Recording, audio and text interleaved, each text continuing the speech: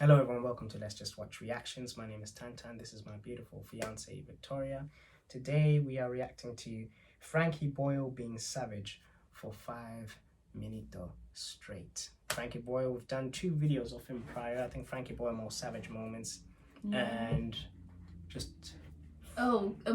Audience Annihilation. Audience Annihilation. Yeah, so that was funny. He has good audience work, so I expect to see him roasting his audience again. Yeah. And more of that, he also hosts a show, has been on a show, been in like a panelist or something like that, so I expect to see more of the same. For us, I really like him. I like him as well. Yeah. So, let's see. 20 wasn't all bad. Some of it was terrible. Recent. He's gained some Even weight. the Yorkshire Ripper got sick of it and opted for eternity in hell rather than finishing the year on Earth.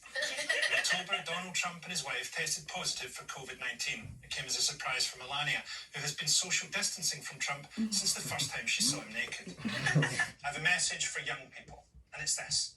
Don't be afraid of the future. It's going to be so brief.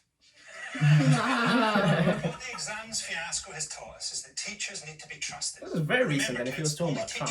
I think we saw this material from like the 2000s. There are, of course, perfectly acceptable reasons to not want to wear a mask. For example, you might be a total fucking moron.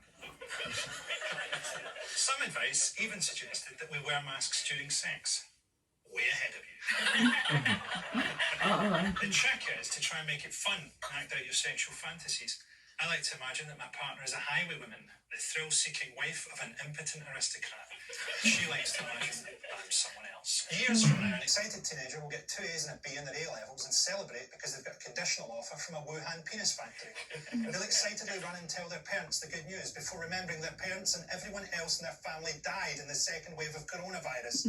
And what they're holding isn't their exam results, it's the UK's last sheet of lavatory paper, which is now worth more than £100 million, which they used to pay for a seat on Elon Musk's last rocket trip to his Mars colony, which blows up on the launch pad. And the last thought that passes through their mind as the flames rip through the capsule. Fuck knows. Ancient philosopher way too real. Way too real. Is in flux. But he also said that you can't step into the same river twice, and that's clearly nonsense. The only possible reason you can't step into the same river twice is if the first time you step into it, you get your legs bitten off by a crocodile. And even then, if you manage to remain conscious for long enough, you could probably drag yourself screaming and gurgling back into the same river. Tony Blair, looking like a guilty monkey, called Johnson's attempts to circumvent his own Brexit agreement immoral. Then again, a lecture on morality from Blair is a bit like being pulled up on your halitosis by a talking arsehole. Fuck Tony Blair. For all my Zimbabweans out there, you know. Oh, let's not get political. This whole thing is political now. Little more than the distance separating them on their reverse stroke from a teenage prostitute. Nothing comforts me more than knowing my government has pioneered a child-sifting algorithm. Up till now, the only technology used to hastily grade that many teenagers was Jeffrey Epstein's one-handed binoculars. The entire medical industry needs to be replaced by a series of obscenely disgusting acts. We need to be out there sucking off pigeons and stuffing roadkill up our arses now, not in 18 months when it's too late. We need to start grabbing, licking or fucking every rancid recess we can find. When I say start, you guys need to catch up. I know what show this is from. Who'd called for Black Lives Matter protesters to be shot was sacked. I doubt his desire to kill black people came up in the interview, which is why he wasn't offered Home Secretary. Meanwhile, the UK has been watching events in Belarus anxiously. On the one hand, it has to be good to see the back of a dictator, but on the other, we really need those nipple clamp exports. Our first motion this week, Ghislaine Maxwell didn't kill herself. Is everyone in our elites involved in a sinister cabal of Satan-worshipping paedophiles who rule the world? Of course not. Some worship Panthanthalop's Dark Lord of never-ending torment. Ghislaine Maxwell has said that she wasn't some Cruella de Vil.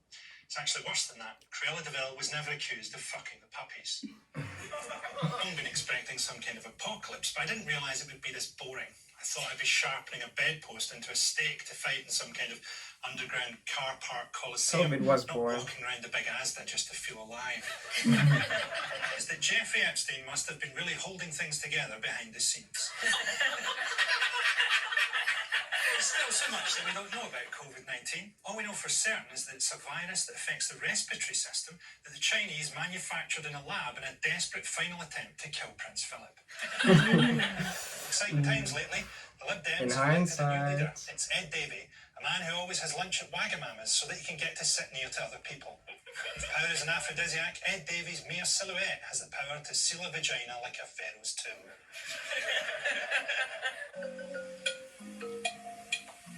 That's good. He says it with such a straight face. I think it was a lot more toned down than the previous Yeah. material we heard. I mean, if he's hosting a show in this day and age, you have to go PC to something. You definitely have to tone yourself down in a lot of ways. But no, obviously it's very, very savage. A lot of political commentary there. What I don't like though is that I feel it's like it's I mean, it's television. I think there's an element of it being scripted there. So, you know, I don't think it's really in his element as when, you know, he does his usual stand-ups. So I think if we're going to react to him further, it'll probably be his stand-ups. I feel that's where we get that rawness, that authenticity from him. But no, it's still very, very, you know, relatable commentary, I guess, for most people these days. Yeah, you've probably said it all. But I don't think that's his necessarily completely his show solely. So maybe that's why he's maybe a little bit, you know, not held back, but like he's not giving it his all. He probably just has that segment on the show. And I really want to know what that show is. Yeah, I want to let us know what show that is. I don't know if it looks like it's hosting it though, but yeah, let us know what show that is. Give us some more Frankie Boyle clips to watch, and we'll see you next time. Bye.